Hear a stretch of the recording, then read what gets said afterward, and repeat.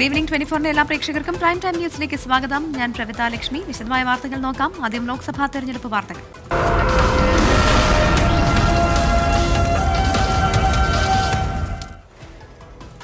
സംസ്ഥാനത്ത് തെരഞ്ഞെടുപ്പ് പ്രചാരണം ഹൈ വോൾട്ടേജിലാക്കി നരേന്ദ്രമോദി. കരുവന്നൂർ ബാങ്ക് തട്ടിപ്പ് കേസും മാസപ്പടി ആരോപണം ആയുധമാക്കിയുമായിരുന്നു നരേന്ദ്രമോദിയുടെ പ്രസംഗം. കരുവന്നൂരിലെ നിക്ഷേപകർക്ക് പണം തിരികെ ലഭിക്കാൻ കേന്ദ്രം ഏതറ്റം വരെയും പോകുമെന്നും മോദി ഉറപ്പു നൽകി. LDFും UDFും കേരളത്തിന്റെ വികസനത്തെ പിന്നോട്ടടിക്കുകയാണെന്നും പ്രധാനമന്ത്രി കുറ്റപ്പെടുത്തി. LDFിനെയും UDFിനെയും കടന്നാക്രമിച്ചാണ് ആലത്തൂർ മണ്ഡലത്തിലെ കുന്നംകുളത്ത് പ്രധാനമന്ത്രി തെരഞ്ഞെടുപ്പ് പ്രചാരണത്തിന് തുടക്കം കുറിച്ചത്. കരുവന്നൂർ തന്നെയായിരുന്നു മുഖ്യ ആയുധം. കരുവന്നൂർ ബാങ്ക് തട്ടിപ്പ് കേസിൽ CPIM പാവങ്ങളെ പറ്റിച്ചെന്ന വിമർശനം. ഉസ് बैंक को CPM के लोगों ने पूरी तरह लूटकर कंगाल कर दिया. यहां CPM के मुख्यमंत्री 3 साल से लगातार झूठ बोल रहे हैं. UDFിനും LDFിനും അഴിമതിയിലാണ് താൽപര്യമെന്നും മോദി വിമർശിച്ചു. തൃശൂർ, ആലത്തൂർ, കൊല്ലം, മലപ്പുറം മണ്ഡലങ്ങളിലെ സ്ഥാനാർത്ഥികൾക്ക് വോട്ടഭ്യർത്ഥിച്ച മോദി കാട്ടാക്കടയിലേക്ക് തിരിച്ചു. ചൂണ്ടുപല മുതൽ കാട്ടാക്കടയിലെ ക്രിസ്ത്യൻ കോളേജിലെ തെരഞ്ഞെടുപ്പ് പരിപാടിയുടെ വേദിയിലേക്ക് റോഡ് ഷോയായാണ് മോദി എത്തിയത്. കുന്നംകുളത്തേതുപോലെ കാട്ടാക്കടയിലും മലയാളത്തിൽ പ്രസംഗിച്ചു തുടങ്ങി. പിന്നീട് രൂക്ഷമായ രാഷ്ട്രീയ വിമർശനം. മാസപ്പടി കേസ് പുറം ലോകമറിഞ്ഞതിന് കാരണം കേന്ദ്ര സർക്കാർ എന്ന നരേന്ദ്രമോദി പറഞ്ഞു. कोचिन मिनरल्स रुटाइल लिमिटेड से जुड़े एक और घोटाले में आरोपियों ने सीधे मुख्यमंत्री और उनकी बेटी तक को रिश्वत दिए जाने की बात स्वीकार की है. UDFും LDFും ശത്രുക്കളെ പോലെ അഭിനയിക്കുകയാണെന്നും ഇരുകൂട്ടരും കേരളത്തെ അഴിമതിയുടെ കൂടാരമാക്കുകയാണെന്നും മോദി വിമർശിച്ചു. തിരുവനന്തപുരം, ആറ്റിങ്ങൽ, കൊല്ലം സ്ഥാനാർത്ഥികൾക്കൊപ്പം വയനാട് സ്ഥാനാർത്ഥിയും BJP സംസ്ഥാന അധ്യക്ഷനുമായ K. സുരേന്ദ്രനും വേദിയിലുണ്ടായിരുന്നു. ചലച്ചിത്ര നടി ശോഭനയും പ്രചാരണ പരിപാടിക്കെത്തി. ഈ വർഷം ജനുവരിക്ക് ശേഷം ഇതേഴാം തവണയാണ് പ്രധാനമന്ത്രി നരേന്ദ്രമോദി കേരളത്തിലെത്തുന്നത്. കേരളത്തിൽ അക്കൗണ്ട് തുറക്കുമെന്നുള്ള BJPയുടെ ലക്ഷ്യം മോദിയുടെ സന്ദർശനങ്ങളിലൂടെ സാധ്യമാകുമോ എന്നാണ് ഇനി അറിയേണ്ടത്. Alex Ram Muhammad, team 24. സംസ്ഥാനത്ത് തെരഞ്ഞെടുപ്പ് പ്രചാരണം ഹൈ വോൾട്ടേജിലാക്കി നരേന്ദ്രമോദി. കരുവന്നൂർ ബാങ്ക് തട്ടിപ്പ് കേസും മാസപ്പടി ആരോപണം ആയുധമാക്കിയുമായിരുന്നു നരേന്ദ്രമോദിയുടെ പ്രസംഗം. ഈ റിപ്പോർട്ടാണ് പ്രേക്ഷകർ കണ്ടത്. നരേന്ദ്രമോദിയെയും RSSനെയും കടന്നാക്രമിച്ച് രാഹുൽ ഗാന്ധിയുടെ രണ്ടാം ഘട്ട തെരഞ്ഞെടുപ്പ് പ്രചാരണത്തിന് തുടക്കം കുറിച്ചു. RSSന്റെയും കോൺഗ്രസിന്റെയും ആശയങ്ങൾ തമ്മിലുള്ള പോരാട്ടമാണ് തെരഞ്ഞെടുപ്പിൽ നടക്കുന്നതെന്ന് രാഹുൽ ഗാന്ധി വയനാട്ടിൽ പറഞ്ഞു. മാനന്തവാടി ബിഷപ്പ് ഹൌസിലും രാഹുൽ ഗാന്ധി എത്തി. കോഴിക്കോട് തെരഞ്ഞെടുപ്പ് റാലിയിൽ രാഹുൽ ഗാന്ധി അല്പസമയത്തിനകം സംസാരിക്കും. താളൂർ നീലഗിരി കോളേജ് ഗ്രൗണ്ടിൽ ഹെലികോപ്റ്റർ മാർഗമാണ് രാഹുൽ ഗാന്ധി എത്തിയത്. കോളേജ് വിദ്യാർത്ഥികളെ അഭിവാദ്യം ചെയ്ത അദ്ദേഹം തോട്ടം തൊഴിലാളികളെ അഭിസംബോധന ചെയ്ത് സംസാരിച്ചു. ഇതിനുശേഷം റോഡ് മാർഗം ബത്തേരിയിലേക്ക്, തുടർന്ന് road show.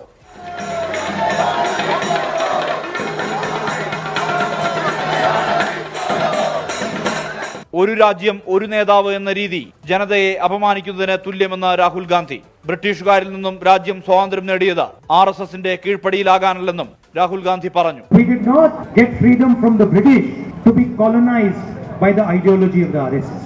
We want India to be ruled by all her people. വന്യജീവി മനുഷ്യ സംഘർഷവും വയനാടിന്റെ ആരോഗ്യ മേഖലയിലെ പ്രശ്നങ്ങളും യാത്രാ ദുരിതവും പ്രസംഗത്തിൽ പരാമർശമായി. മെഡിക്കൽ കോളേജിന്റെ കാര്യത്തിൽ സംസ്ഥാന സർക്കാർ ഉദാസീനത എന്നും രാഹുൽ ഗാന്ധി കുറ്റപ്പെടുത്തി. I understand man-animal conflict is a complex issue, but medical college is a easy issue to resolve. ബത്തേരിക്ക് ശേഷം പുൽപ്പള്ളിയിലും മാനന്തവാടിയിലും വെള്ളമുണ്ടയിലും പടിഞ്ഞാറത്തറയിലും രാഹുൽ ഗാന്ധി റോഡ് ഷോകളിൽ പങ്കെടുത്തു. മാനന്തവാടി ബിഷപ്പ് ഹൌസിലെത്തിയ അദ്ദേഹം ബിഷപ്പുമാരായ ജോസ് പൊരുന്നേടം, വർഗീസ് ചക്കാലക്കൽ, സഹായമെത്രാൻ അലക്സ് താരാമംഗലം തുടങ്ങിയവരുമായി കൂടിക്കാഴ്ച നടത്തി. വയനാടിന്റെ പ്രശ്നങ്ങൾ ചൂണ്ടിക്കാട്ടുന്ന നിവേദനം സഭാ നേതൃത്വം രാഹുൽ ഗാന്ധിക്ക് സമർപ്പിച്ചു. മാനന്തവാടി അമലോത്ഭവ മാതാ ദേവാലയത്തിലും രാഹുൽ ഗാന്ധി എത്തി. വരും ദിവസങ്ങളിൽ സംസ്ഥാനത്തെ മറ്റു മണ്ഡലങ്ങളിലും രാഹുൽ ഗാന്ധി പ്രചാരണത്തിനെത്തും. കൂടുതൽ മണ്ഡലങ്ങളിൽ രാഹുൽ ഗാന്ധിയെ എത്തിച്ച് നേട്ടമുണ്ടാക്കാനാണ് UDF ശ്രമം. ടീം 24 വയനാട്. കേരളത്തിൽ പ്രചാരണത്തിനെത്തിയ നരേന്ദ്രമോദിയെ രൂക്ഷമായി വിമർശിച്ച ഇടത് നേതാക്കൾ രംഗത്ത്. കേരളത്തിൽ ഒരു സീറ്റ് പോലും BJPക്ക് കിട്ടില്ലെന്ന് മുഖ്യമന്ത്രി പിണറായി വിജയൻ പറഞ്ഞു. മോഹം ആർക്കും ഉണ്ടാകാമല്ലോ എന്നും പിണറായി പരിഹസിച്ചു. വെറുപ്പിന്റെ പ്രത്യയശാസ്ത്രത്തെ ഇവിടെ ഒരു തരത്തിലും അംഗീകരിക്കാൻ തയ്യാറാകുന്നില്ല. അതാണ് BJP സ്വീകരിക്കാതിരിക്കുന്നതിന് കാരണം. നിങ്ങൾ അംഗീകരിക്കുന്ന, നിങ്ങൾ നടപ്പിലാക്കുന്ന ആ വെറുപ്പിൻ്റെ പ്രത്യയശാസ്ത്രം ഇവിടെ നവോത്ഥാന മൂല്യങ്ങൾ അംഗീകരിച്ച നാടിന് ഒരു തരത്തിലും ഉൾക്കൊള്ളാൻ കഴിയുന്നില്ല.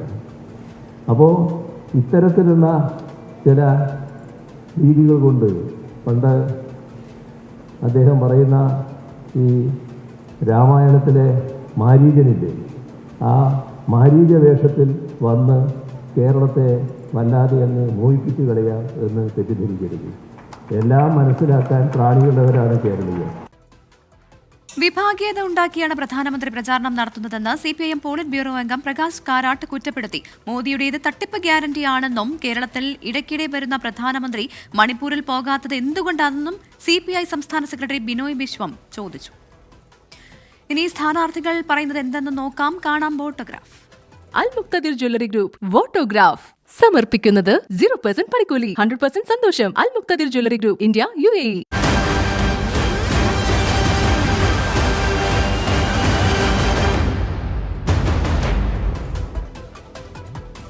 വികസന കാഴ്ചപ്പാടിൽ ബഹുദൂരം മുന്നിലാണ് കാസർഗോഡ് മണ്ഡലത്തിലെ 3 സ്ഥാനാർത്ഥികളും. ജില്ലയിലെ ആരോഗ്യരംഗത്തെ പോരായ്മകൾ ചൂണ്ടിക്കാട്ടിയാണ് സ്ഥാനാർത്ഥികളുടെ പ്രചാരണം. എയിംസ് തന്നെയാണ് പ്രധാന പ്രചാരണായുധം. കേന്ദ്ര സംസ്ഥാന സർക്കാരുകൾ കാസർഗോട്ടെ വികസന സ്വപ്നങ്ങൾക്ക് തടയിടുന്നുവെന്ന ആക്ഷേപവും നിലവിലെ MPക്കുണ്ട്. കഴിഞ്ഞ 5 വർഷക്കാലം കാര്യമാത്ര പ്രസക്തമായ ഒരു വികസനവും നടക്കാത്തൊരു മണ്ഡലമാണ്. ഒന്ന്, റെയിലിൻ്റെ പ്രശ്നമാണ് കാര്യമായിട്ടുള്ളത്. ഒരുപാട് സ്റ്റോപ്പ് പല സ്ഥലത്തും വേണം. പുതിയ വണ്ടികൾ എന്തായാലും കാസർഗോഡ് ഭാഗത്തേക്ക് വരേണ്ടതാണ്. കാഞ്ഞങ്ങാട് കാണിയൂർ പാത എന്ന് പറയുന്നത് ഇപ്പോഴും ഒരു സ്വപ്നമായിട്ട് നിൽക്കുകയാണ്. പിന്നെയുള്ളത് മേൽപ്പാലങ്ങളാണ്. എൻഡോസൾഫാൻ രോഗികൾക്ക് കരുണാകരൻ MP ഉണ്ടാകുമ്പോഴാണ് കുറേയധികം ആനുകൂല്യങ്ങൾ വാങ്ങിച്ചു കൊണ്ടു കൊടുത്തിട്ടുള്ളത്. കേന്ദ്ര ഗവൺമെൻറ് ഇടപെടേണ്ട പ്രശ്നം ഇതിനകത്തുണ്ട്. കാരണം സുപ്രീം കോടതിയുടെ വിധി തന്നെ കമ്പനിയിൽ നിന്ന് തുക ഈടാക്കി ഈ പാവപ്പെട്ട ജനവിഭാഗത്തിന് കൊടുക്കണം എന്നുള്ളതാണ്. എന്നെ സംബന്ധിച്ചിടത്തോളം ഞാൻ ജില്ലാ പഞ്ചായത്ത് പ്രസിഡൻ്റായിരുന്ന സന്ദർഭത്തിലാണ് എൻഡോസൾഫാൻ വിക്ടിം റെമഡിയേഷൻ സെല്ലെന്ന് പറഞ്ഞൊരു സെല്ല് തന്നെ ആരംഭിച്ചിട്ടുള്ളത്. അത് ഫലപ്രദമാക്കി മുമ്പോട്ട് പോയി ഈ എൻഡോസൾഫാൻ രോഗികളുടെ ഇന്നത്തെ അവശതകൾക്ക് സ്ഥായിയായ പരിഹാരം കാണാൻ പറ്റുന്ന നടപടികൾ സ്വീകരിക്കണം. ഇവിടെ സംസ്ഥാന സർക്കാരേ ചെയ്തുള്ളൂ. എൻഡോസൾഫാൻ രോഗികൾക്ക് സംസ്ഥാന സർക്കാർ എത്രവിധ ആനുകൂല്യങ്ങളാണ് നൽകിയിട്ടുള്ളത്. അതുപോലെ തന്നെ ഏതെല്ലാം തരത്തിലുള്ള ആനുകൂല്യങ്ങൾ നൽകി. എന്താ കേന്ദ്ര സർക്കാരിന് ഇടപെടിപ്പിക്കാൻ വേണ്ടി കഴിയാത്തത്? എല്ലാ MPമാർക്കും 17 കോടി, എനിക്ക് 19 കോടി. P കരുണാകരൻ ചെലവാക്കാതെ വെച്ചിട്ട് പോയ 2.5 കോടിയോട് ചേർത്ത് 19 കോടി. ആ 19 കോടിയും ചെലവാക്കിയ ലിസ്റ്റ് തരാം. അതുകൂടാതെ 696 കോടി വികസനം കൊണ്ടുവന്നു. എൻ്റെ ഒരു ചിരകാല സ്വപ്നം കാസർഗോഡ് എൻഡോസൾഫാൻ്റെ ഇരകളെ രക്ഷിക്കണമെങ്കിൽ എയിംസ് ഇവിടെ കൊണ്ടുവരണം.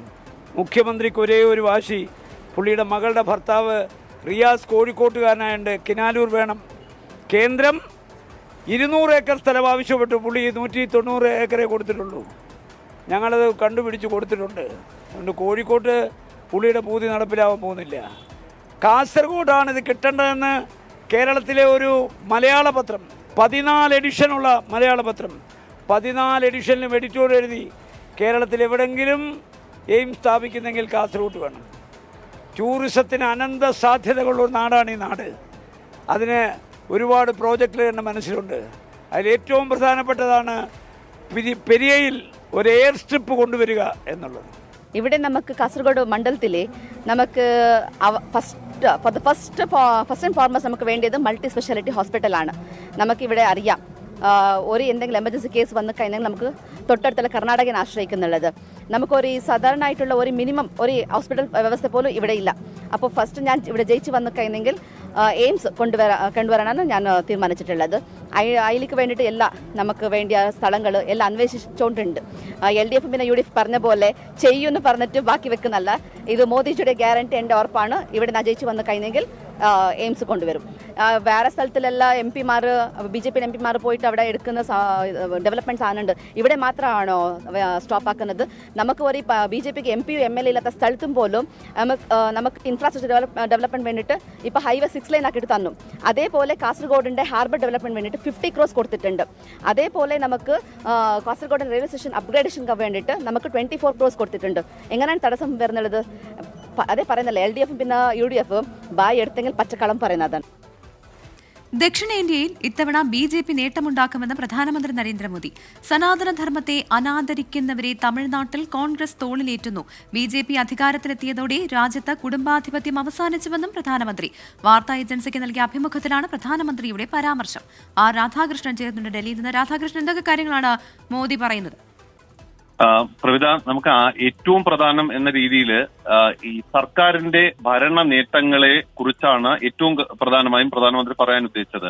6 പതിറ്റാണ്ടോളം കോൺഗ്രസ് ഭരിച്ചപ്പോൾ ഉണ്ടായ നേട്ടങ്ങൾ ആകെ എടുത്താൽ തന്റെ സർക്കാർ ഭരിച്ച കാലത്തെ നേട്ടങ്ങളോളം വരില്ല എന്നുള്ളതാണ് അദ്ദേഹം മുന്നോട്ട് വയ്ക്കുന്ന ഏറ്റവും പ്രധാനപ്പെട്ട ആശയം.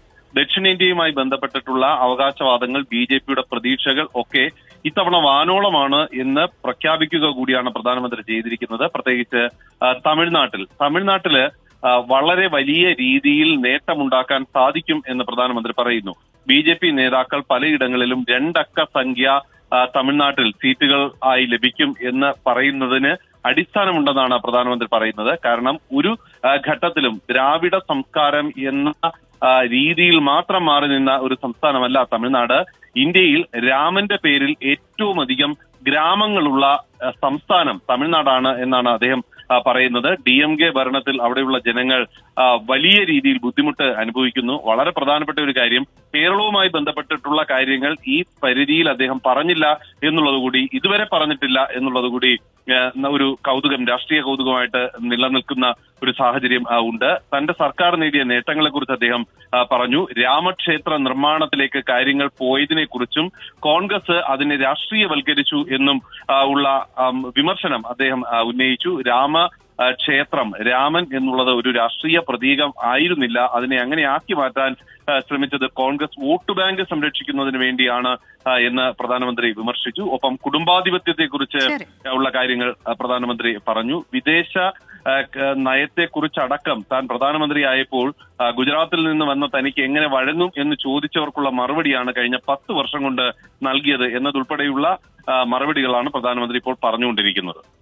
ദക്ഷിണേന്ത്യയിൽ നേട്ടമുണ്ടാക്കാനാകുമെന്നുള്ള വിശ്വാസമാണ് നരേന്ദ്രമോദി പങ്കുവയ്ക്കുന്നത്. ഒപ്പം തമിഴ്നാടിനെ എടുത്തു പറഞ്ഞുകൊണ്ടായിരുന്നു നരേന്ദ്രമോദിയുടെ ഇന്റർവ്യൂ. ഇത് ANIക്ക് നൽകിയ അഭിമുഖത്തിലാണ് നരേന്ദ്രമോദി ഇത്തരമൊരു പരാമർശം നടത്തിയിരിക്കുന്നത്. രാധാകൃഷ്ണനാണ് വിവരങ്ങൾ നൽകിയത്. തൃശൂർ പൂരത്തിന് ആനകളും ആൾക്കൂട്ടവും തമ്മിലുള്ള ദൂരപരിധി 6 മീറ്ററാക്കാൻ ഹൈക്കോടതിയുടെ നിർദ്ദേശം. ആനകളുടെ ഫിറ്റ്നസ് പരിശോധന നിരീക്ഷിക്കാൻ 3 അംഗ അഭിഭാഷക സംഘത്തെയും ഹൈക്കോടതി നിയോഗിച്ചു. തെച്ചിക്കോട്ട് രാമചന്ദ്രനെ എഴുന്നള്ളിക്കുന്നതിന് ഹൈക്കോടതി സംശയം പ്രകടിപ്പിച്ചു. തൃശൂർ പൂരത്തിന് ആനകളും പൊതുജനവും തമ്മിലുള്ള അകലപരിധി 50 മീറ്റർ എന്നതിൽ ഇളവ് വരുത്തിയെന്ന് വനം വകുപ്പ് ഇന്ന് കോടതിയെ അറിയിച്ചു. സുരക്ഷിതമായ അകലം പാലിക്കണമെന്നാണ് പുതിയ ഉത്തരവെന്നും സർക്കാർ വ്യക്തമാക്കി. എന്നാൽ 10 മീറ്ററെങ്കിലും അകലം അനിവാര്യമെന്നായിരുന്നു അമിക്കസ് ക്യൂറി റിപ്പോർട്ട്.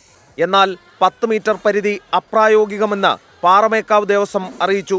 കുടമാറ്റം പോലുള്ള ചടങ്ങിന് ദൂരപരിധി പ്രശ്നമാകുമെന്നും വ്യക്തമാക്കി. തുടർന്നാണ് ആനകൾ നിൽക്കുന്നിടത്ത് നിന്ന് പാലിക്കേണ്ട ദൂരപരിധി 6 മീറ്ററാക്കാൻ ഹൈക്കോടതി നിർദ്ദേശിച്ചത്. ആനകൾ നിൽക്കുന്നിടത്ത് നിന്ന് 6 മീറ്ററിനുള്ളിൽ തീവെട്ടി പാടില്ലെന്നും കോടതി വ്യക്തമാക്കി. തീവെട്ടി ആചാരത്തിന്റെ ഭാഗമല്ലെന്നും ഡിവിഷൻ ബെഞ്ച് ചൂണ്ടിക്കാട്ടിയിട്ടുണ്ട്. ആനകളുടെ ഫിറ്റ്നസ് പരിശോധന നിരീക്ഷിക്കാൻ 3 അംഗ അഭിഭാഷക സംഘത്തെയും ഹൈക്കോടതി നിയോഗിച്ചു. അതേസമയം തെച്ചിക്കോട്ടുകാവ് രാമചന്ദ്രനെ എഴുന്നള്ളിക്കുന്നതിൽ ഹൈക്കോടതി സംശയം പ്രകടിപ്പിച്ചു. തെച്ചിക്കോട്ടുകാവ് രാമചന്ദ്രൻ വിഷയത്തിൽ ജനങ്ങളുടെ സുരക്ഷയാണ് പ്രധാനം. ഒരു ജീവൻ പോലും നഷ്ടപ്പെടാനാകില്ലെന്നും ഹൈക്കോടതി വ്യക്തമാക്കി. തെച്ചിക്കോട്ടുകാവ് രാമചന്ദ്രന്റെ ഉത്തരവാദിത്തം വനം വകുപ്പ് ഉദ്യോഗസ്ഥർ ഏറ്റെടുക്കണം. സാക്ഷ്യപത്രങ്ങൾ വിശ്വസിക്കാമെന്ന ഉറപ്പ് നൽകണമെന്നും ഹൈക്കോടതി ആവശ്യപ്പെട്ടിട്ടുണ്ട്. എസ് ശ്രീകാന്ത്, 24, കൊച്ചി. നടിയെ ആക്രമിച്ച കേസിൽ നടൻ ദിലീപ് വീണ്ടും ഹൈക്കോടതിയിൽ. മെമ്മറി കാർഡ് പരിശോധിച്ചതിന്റെ വസ്തുതാ അന്വേഷണ റിപ്പോർട്ടിലെ മൊഴിപ്പകർപ്പ് അതിജീവിതയ്ക്ക് നൽകുന്നതിനെതിരെയാണ് ഹർജി നൽകിയത്. ഹർജി നാളെ ഹൈക്കോടതി പരിഗണിക്കും. അതേസമയം നിർണായക തെളിവായ മെമ്മറി കാർഡ് നിയമവിരുദ്ധമായി പരിശോധിച്ചതിൽ അന്വേഷണം ആവശ്യപ്പെട്ട അതിജീവിതയുടെ സഹോദരൻ രംഗത്തെത്തി. കുറ്റക്കാർക്കെതിരെ നടപടി വേണമെന്നും ആവശ്യം. താരപദവിയുള്ള പെൺകുട്ടിക്കാണ് ഇങ്ങനെ സംഭവിച്ചത്. സാധാരണ പെൺകുട്ടിക്കാണ് ഇത് സംഭവിച്ചത് എങ്കിൽ എന്തായിരിക്കും അവസ്ഥയെന്നും സഹോദരൻ ചോദിച്ചു. കൊച്ചിയിൽ പ്രധാനമന്ത്രിക്ക് സുരക്ഷയൊരുക്കുന്നതിന്റെ ഭാഗമായി റോഡിന് കുറുകെ കെട്ടിയ വടം കഴുത്തിൽ കുരുങ്ങി സ്കൂട്ടർ യാത്രികനായ യുവാവിന് ദാരുണാന്ത്യം. കൊച്ചി വടുതല സ്വദേശി മനോജ് ഉണ്ണിയാണ് മരിച്ചത്. അശാസ്ത്രീയമായ രീതിയിലാണ് കയർ കെട്ടിയിരുന്നതെന്ന് മനോജിന്റെ കുടുംബം ആരോപിച്ചു. അപകടത്തിന്റെ CCTV ദൃശ്യം പുറത്തുവന്നു. പ്രധാനമന്ത്രിയുടെ സന്ദർശനത്തിന്റെ ഭാഗമായാണ് SA റോഡിൽ നിന്ന് MG റോഡിലേക്കുള്ള ഗതാഗതം പോലീസ് വടം കെട്ടി നിയന്ത്രിച്ചത്. അമിതവേഗത്തിൽ ഇരുചക്രവാഹനത്തിലെത്തിയ മനോജ് റോഡിന് കുറുകെ കെട്ടിയ കയർ കണ്ടില്ല. പോലീസിനെതിരെ മനോജിന്റെ കുടുംബം രംഗത്തെത്തി. അടയാളമില്ലാതെയാണ് കയർ കെട്ടിയിരുന്നതെന്ന് മനോജിന്റെ സഹോദരി. ഇന്നലെ പ്രൈം മിനിസ്റ്റർ വരുന്നതിന്റെയോ എന്തുകൊണ്ടും വടം കെട്ടിയിട്ടുണ്ടായിരുന്നു. അപ്പോൾ വടം നമുക്ക് കാണുന്ന രീതിയിലും അല്ല കെട്ടിയിരിക്കുന്നത്, വടം മാത്രമേ കെട്ടിയിട്ടുള്ളൂ. അതിലേക്ക് ഒരു റിബൺ ആവട്ടെ താഴെ അല്ലെങ്കിൽ എന്തെങ്കിലും ഒരു കുറ്റിയോ ഒന്നൊന്നും വെച്ചിട്ടുണ്ടായിരുന്നില്ല. അപ്പം അടിച്ചുകൊണ്ടപ്പോൾ ഇവിടുത്തെ ഞരമ്പുകളാണെങ്കിലും ഇവിടുത്തെ ഒരു പോർഷൻ ആണെങ്കിലും ഫുള്ള് ഡാമേജ് ആയിരുന്നു, ബാക്ക് പോർഷൻ ആണെങ്കിലും ഡാമേജ് ആയിരുന്നു. നമുക്ക് സുരക്ഷയുടെ പേരിലാണെങ്കിലും അവരുടെ സുരക്ഷയാണ്, ജനങ്ങളുടെ സുരക്ഷയും അവരുടെ ഉത്തരവാദിത്തമാണ്. പോലീസിന് വീഴ്ച സംഭവിച്ചിട്ടില്ലെന്നും മനോജ് സഞ്ചരിച്ച ബൈക്ക് അമിത വേഗതയിലായിരുന്നുവെന്നും city police commissioner S. Shyam Sundar. നിർഭാഗ്യവശാൽ ഈ പോലീസുകാരുടെ വാർണിംഗ് അനുസരിക്കാതെ അല്ലെങ്കിൽ കേൾക്കാതെ ഈ വ്യക്തി അമിത വേഗത്തിൽ പോയി നിർഭാഗ്യവശാൽ ഈ കയറിൽ കുരുങ്ങി മരണം സംഭവിക്കുകയാണ്. കുടുംബത്തിന് അടിയന്തര ധനസഹായം ലഭ്യമാക്കണമെന്നാവശ്യപ്പെട്ട് MLA TJ വിനോദ് മുഖ്യമന്ത്രിക്ക് കത്തയച്ചു. കഴുത്തിനേറ്റ ഗുരുതര മുറിവാണ് മരണകാരണം. പോസ്റ്റ്മോർട്ടത്തിന് ശേഷം മൃതദേഹം പച്ചാളം ശ്മശാനത്തിൽ സംസ്കരിച്ചു. 24 ബിഗ് ബോസ് റിയാലിറ്റി ഷോയുടെ ഉള്ളടക്കത്തിൽ നിയമവിരുദ്ധതയുണ്ടെങ്കിൽ പരിപാടി നിർത്തിവെപ്പിക്കാമെന്ന് ഹൈക്കോടതി.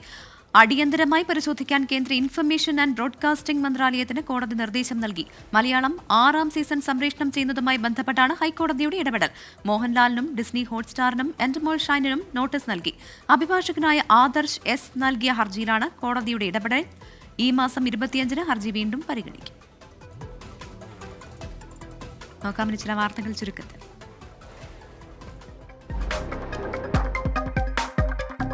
മാസപ്പടി കേസിൽ CMRL MD ശശിധരൻ കർത്ത EDക്ക് മുന്നിൽ ഹാജരായില്ല.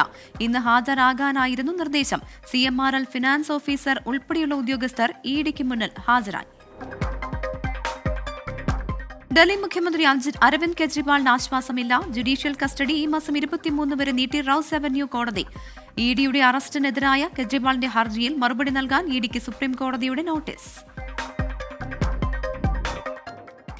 ഇറാൻ പിടിച്ചെടുത്ത ഇസ്രായേലി ചരക്കുകപ്പലിൽ മലയാളി യുവതിയും തൃശൂർ സ്വദേശിനി ആൻറ്റസ ജോസഫാണ് കപ്പലിലുള്ള 4ാമത്തെ മലയാളി. മധുര ഗുരുവായൂർ എക്സ്പ്രസിൽ യാത്രക്കാരനെ പാമ്പ് കടിച്ചു. കോട്ടയം ഏറ്റുമാനൂരിൽ വെച്ചാണ് മധുര സ്വദേശിയായ യുവാവിന് പാമ്പുകടിയേറ്റത്. ഇവിടെ പ്രൈം ടൈം ന്യൂസിന്റെ സമയം പൂർണ്ണമാകുന്നു.